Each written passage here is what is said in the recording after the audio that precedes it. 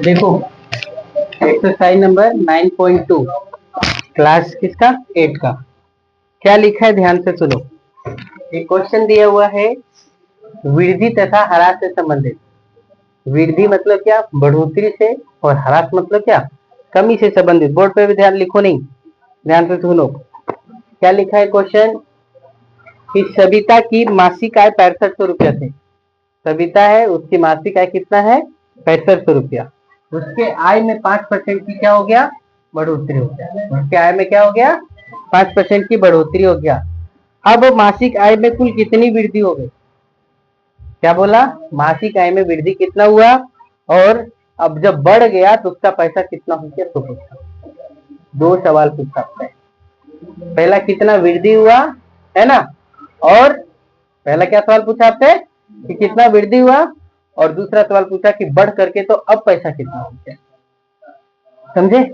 तो देखो लिखे बोर्ड पर क्वेश्चन को, तो लिखेंगे क्या, हल क्या है, पहले का मूल्य यानी सविता की मासिक आय कितना है, कितना मासिक आय बराबर कितना 6500 रुपया है। वृद्धि हुआ कितना का 5% का, वृद्धि कितना हुआ 5% का। तो बढ़ोतरी कितना हो गया, तो मासिक आय में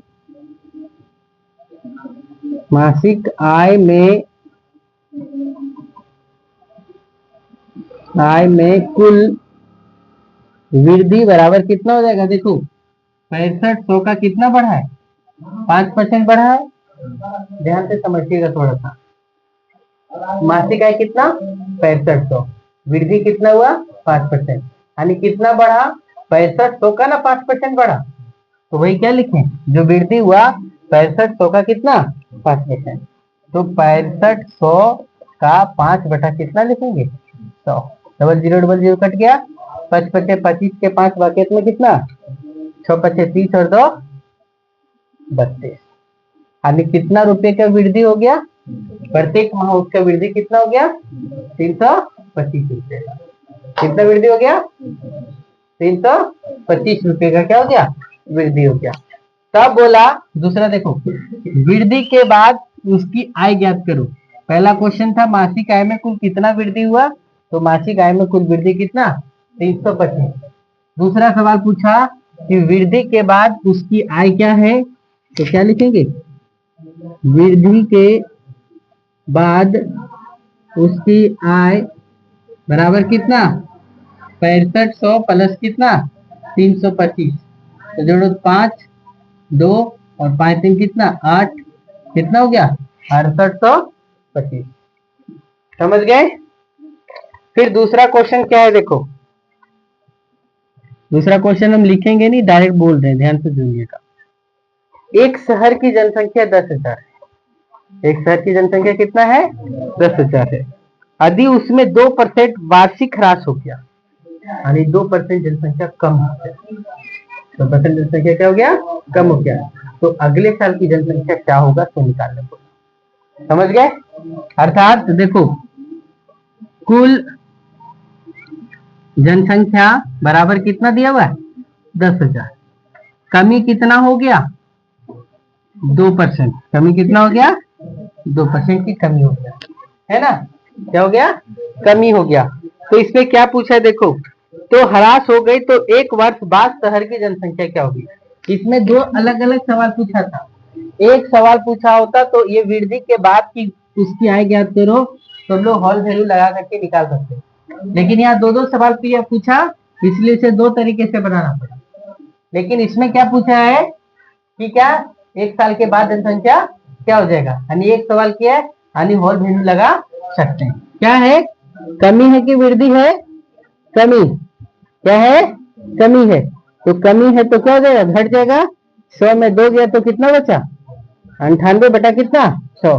तो यहाँ लिखेंगे एक वर्ष, क्या लिखेंगे, एक वर्ष बाद की जनसंख्या बराबर कितना, एक वर्ष बाद की जनसंख्या बराबर कितना 10,000 गुने कितना 98 बटा कितना 100। कभी कभी डायरेक्ट भी लिखे, 1 वर्ष बाद की जनसंख्या बराबर 10,000 गुने कितना 98/100। 2 जीरो कट गया।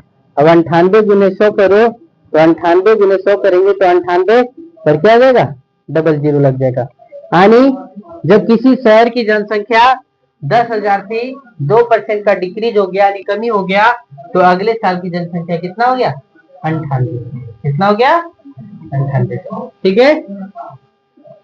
फिर देखो तीसरा नंबर सवाल क्या किया है, हाला नहीं।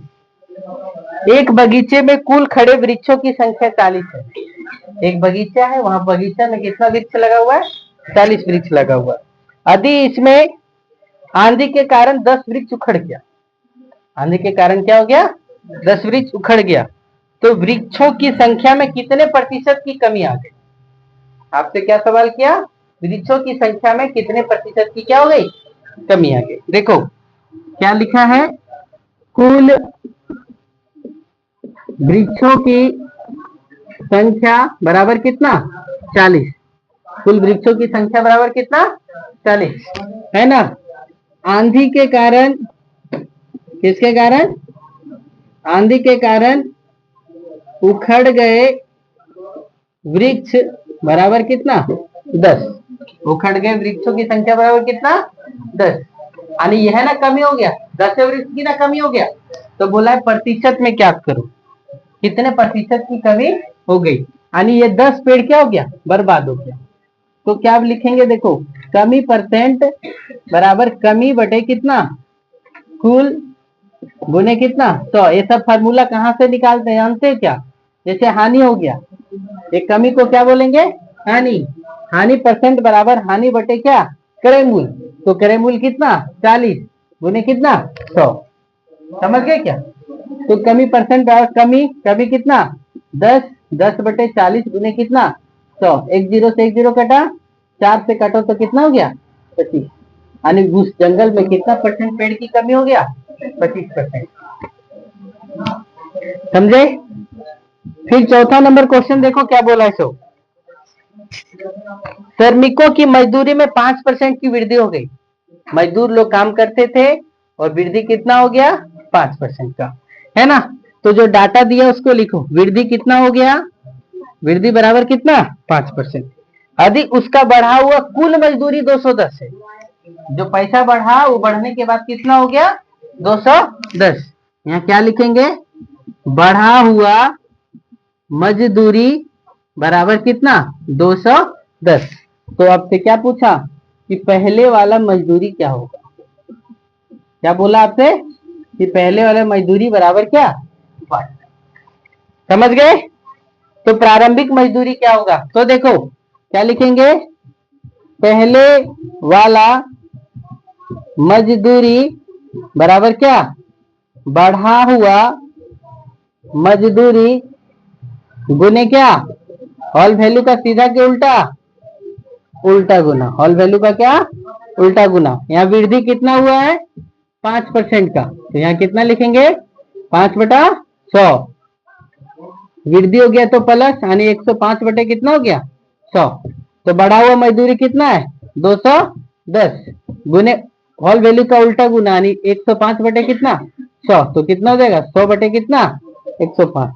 105 गुना कितना 210, तो 2 गुने 100 कितना हो गया 200। यानी प्रारंभिक मजदूरी कितना था, है प्रारंभिक मजदूरी बराबर कितना 200 रुपया था। समझे। चलो नोट करो फटाफट से।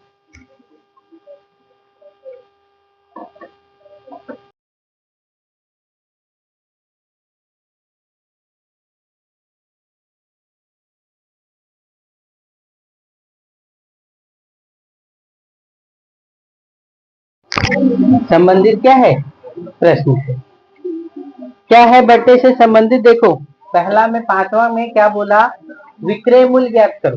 पहला क्या बोला 5वां में, सब में क्या दिया हुआ है कि विक्रय मूल्य ज्ञात करिए, है ना। देखो पहला क्वेश्चन क्या दिया है, देखो 5वां के पहला क्वेश्चन में क्या दिया है कि टीवी का अंकित मूल्य 4500 है। टीवी का अंकित मूल्य कितना है 4500। है ना, क्या लिखा है देखो, अंकित मूल्य बराबर कितना 4500 रुपया और बट्टा परसेंट बराबर कितना दिया हुआ है 30%। सब में क्या बोला, विक्रय मूल्य ज्ञात करिए। पहला क्वेश्चन क्या बोला, अंकित मूल्य बराबर कितना दिया हुआ है 4500 और बट्टा परसेंट बराबर कितना दिया हुआ है 30% दिया हुआ है ना। तो इसको हल करो, तो हल करने के बाद क्या है देखो, क्या लिखा हुआ है बट्टा परसेंट, ध्यान से समझिएगा। बट्टा कितना दिया हुआ है 30%, बट्टा कितना दिया हुआ है, तो यहाँ पे क्या लिखेंगे 30 बटा कितना 100, छूट मिला हुआ बट्टा मतलब क्या छूट, यानी मूल्य में कमी हो जाएगा तो माइनस 100 में 30 जाएगा तो कितना बचेगा 70 बटे कितना 100। सब क्वेश्चन को हम एक मेथड से बनाते हैं, इसलिए ध्यान से समझिए। फिर क्या बोला हम लोग को निकालने के लिए, विक्रय मूल्य। तो विक्रय मूल्य बराबर क्या लिखते हैं हम लोग, फार्मूला अंकित मूल्य गुने क्या WB का क्या सीधा गुना, ऐसे लिखेंगे। तो अंकित मूल्य कितना 4500 का कितना 70 बटा 100, तो काटो, डबल जीरो कट गया। अब गुना करो 45 गुने कितना 70, जीरो 7 पचे 35 के 5 बकेट में कितना है 3, 7 चौक 28 और 3 कितना 31, यानी टीवी का अंकित मूल्य कितना हो गया, विक्रय मूल्य कितना 3150, अभी उसका विक्रय मूल्य कितना है 4500 बटा कितना है 30%। दूसरा सवाल देखिए क्या बोला है, पंखा का अंकित मूल्य 450 रुपया है। पंखा का अंकित मूल्य कितना है 450। पंखा का देखो, पंखा का अंकित मूल्य बराबर कितना दिया हुआ है 450, बट्टा कितना दिया हुआ है 10%, बट्टा कितना दिया हुआ है, तो 10% बट्टा दिया तो इसको हम लिख सकते हैं 10 बटा 100, यानी छूट दिया तो 100 में 10 जगह कितना बचेगा 90 बटा 100। हम लोग क्या निकालेंगे, विक्रय मूल्य। विक्रय मूल्य बराबर क्या होता है, अंकित मूल्य गुने क्या WB का क्या उल्टा कि सीधा, सीधा गुना, है ना। तो क्या होगा देखो, 450 का कितना 90 बटा कितना 100, तो 1 जीरो से 1 जीरो, 1 जीरो से 1 जीरो, 45 गुने कितना हो गया है, तो गुना करो 5 नवा 45 के 5 बकेट में कितना 4, 9 चौक 36, 36 और 4 कितना 40, यानी कितना हो गया 405 रुपया। यदि पंखा का अंकित मूल्य 450 है तो उसका विक्रय मूल्य 10% छूट पर उपलब्ध है, तो उसका विक्रय मूल्य कितना निकल जाएगा 405 रुपया। फिर पांचवा ये हो गया आपका। फिर छठा नंबर देखो क्या दिया हुआ है, अंकित मूल्य ज्ञात करो। यहाँ पर क्या बोला, यहाँ देखो क्या ज्ञात करने बोला विक्रय मूल्य, अब यहाँ क्या ज्ञात करना है अंकित मूल्य। और जब अंकित मूल्य ज्ञात करेंगे तो क्या काम करेंगे, ऑल वैल्यू को क्या करेंगे उल्टा गुना करेंगे, बस काम खत्म। देखो क्या बोला, अंकित मूल्य ज्ञात कीजिए, क्या बोला देखो, तो इसमें अंकित मूल्य ज्ञात करने बोला। पहला क्वेश्चन क्या दिया है, रेडियो का विक्रय मूल्य बराबर कितना 380 रुपया, कितना 380, और बट्टा कितना दिया हुआ है, बट्टा कितना दिया हुआ है 5%, बट्टा कितना दिया हुआ है 5%। तो देखो जब बट्टा 5% दिया हुआ है ना, तो 5% को हम लोग क्या लिखेंगे 5 बटा 100, छूट मिला है कि नहीं, तो 100 में 5 गया तो कितना हो गया 95 बटा कितना 100। एक चीज देखना, ये सब जितना भी डाटा दिया रहता है ना, सब कटने वाला दिया रहता है। देखो वहाँ 38 दिया, यहाँ 95 दिया है, 19 दूना 38, 19 पचे कितना 95, कुछ नहीं, कोई फंसाने वाला काम नहीं, डायरेक्ट देता रहता है। हम लोग को क्या निकालना है अंकित मूल्य, क्या निकालना है अंकित मूल्य। तो क्या लिखेंगे, विक्रय मूल्य गुने क्या ऑल वैल्यू का कैसा उल्टा गुना लिखेंगे। तो हॉल यानी विक्रय मूल्य कितना 380 गुने कितना 100 बटा 95, 100 बटा कितना 95, 19 पचे 95, 19 गुना कितना 38, 1 जीरो तो 20 हो गया 5 गुने करो तो कितना हो गया 20, 20 पचे 100 होता है, 20 गुने 20, 20 पीछे कितना 400 रुपया। उस वस्तु का अंकित मूल्य कितना था 400। फिर देखो दूसरा नंबर क्वेश्चन क्या पूछा है। दूसरा नंबर घड़ी का विक्रय मूल्य कितना दिया हुआ है। घड़ी का विक्रय मूल्य बराबर कितना 360 रुपया। घड़ी का विक्रय मूल्य बराबर कितना 360 और बट्टा कितना दिया हुआ है। बट्टा बराबर कितना दिया हुआ है 10%। बट्टा कितना दिया हुआ है 10%। तो जब बट्टा 10% दिया हुआ है तो इसको लिख लेंगे क्या 10/100 लिख लेंगे तो माइनस हो जाएगा। तो 100 में 10 जाएगा तो कितना बचेगा 90 बट्टा कितना 100। तो हम लोग को क्या निकालना है अंकित मूल्य। अंकित मूल्य निकालेंगे तो क्या लिखेंगे विक्रय मूल्य गुने क्या डब्ल्यू भी का क्या उल्टा गुना। और जब उल्टा गुना करेंगे तो 360 गुने कितना 100/90 आधा पाड़ा। देखो तो 0 0 कट गया 9 चौका 36, 4 गुने 100 करो तो कितना हो गया 400। ये आपका आंसर सिर्फ 6वां नंबर क्वेश्चन हो गया। फिर 7वां नंबर क्वेश्चन क्या दिया देखो।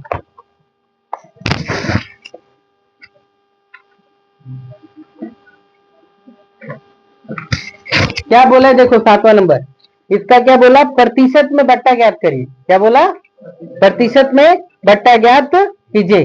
देखो क्या लिखा है तो अंकित मूल्य यहाँ बट्टा प्रतिशत ज्ञात करो। क्या ज्ञात करने बोला बट्टा प्रतिशत बराबर वाट। पहला क्या दिया देखो अंकित मूल्य बराबर कितना 60 रुपया, विक्रय मूल्य बराबर कितना 51 रुपया। अंकित मूल्य बराबर कितना 60 रुपया और विक्रय मूल्य बराबर कितना 51 रुपया। तो सबसे पहले हम लोग क्या निकालेंगे बट्टा। तो बट्टा बराबर क्या होता है अंकित मूल्य माइनस क्या विक्रय मूल्य। अंकित मूल्य माइनस क्या विक्रय मूल्य। तो अंकित मूल्य कितना 60, 60 माइनस कितना 51। तो 60 में 51 गया तो कितना बचा 9। 60 में 51 गया तो कितना बचा। एक बार फिर ध्यान से देखो इस क्वेश्चन में अगर लग रहा है तो हम लोग को क्या निकालने बोला है बट्टा परसेंट। तो सबसे पहले अंकित मूल्य दिया हुआ है 60 रुपया, विक्रय मूल्य कितना दिया हुआ है 51। तो 60 में 51 गया तो कितना बचा यानी बट्टा हमको छूट कितना मिला है 9 रुपये का। तो हम लोग क्या निकाल लेंगे बट्टा परसेंट बराबर क्या होता है बट्टा बटे क्या अंकित मूल्य गुने कितना 100।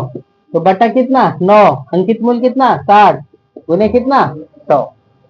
तो 1 0 से 1 0 कट गया 3 दूना 6, 3 तिया 9, 2 पचे 10, 3 गुने 5, 3 पचे कितना हो गया 15%। यानी कितना छूट मिला है 15% का। ये आपका आंसर हो गया। फिर इसी में से दूसरा सवाल क्या किया ध्यान से देखो फिर से। एक शर्ट का अंकित मूल्य कितना दिया हुआ है 400। एक शर्ट का अंकित मूल्य कितना तो यहाँ पे क्या लिखेंगे अंकित मूल्य बराबर कितना 400, विक्रय मूल्य बराबर कितना है 360। विक्रय मूल्य बराबर कितना है 360। तो हम लोग क्या निकालेंगे बट्टा बराबर क्या होगा तो बट्टा बराबर अंकित मूल्य माइनस क्या विक्रय मूल्य। तो अंकित मूल्य कितना 400, विक्रय मूल्य कितना 360। 400 में से 360 जाएगा तो कितना बचेगा 40। यानी कोई शर्ट खरीदा उसका अंकित मूल्य 400, उसको दिया कितना में 360 में। तो छूट कितना मिल गया 40 रुपया का। तो कितना परसेंट छूट दिया तो सवाल किया हुआ। तो हम लोग फिर क्या लिखेंगे बट्टा परसेंट बराबर क्या जानते फॉर्मूला बट्टा बटे क्या अंकित मूल्य गुने कितना 100। तो बट्टा कितना 40, अंकित मूल्य कितना 400 गुने कितना 100, 00 00 4 दे 40। तो कितना 10%। कितना परसेंट का छूट मिलता है 10% का।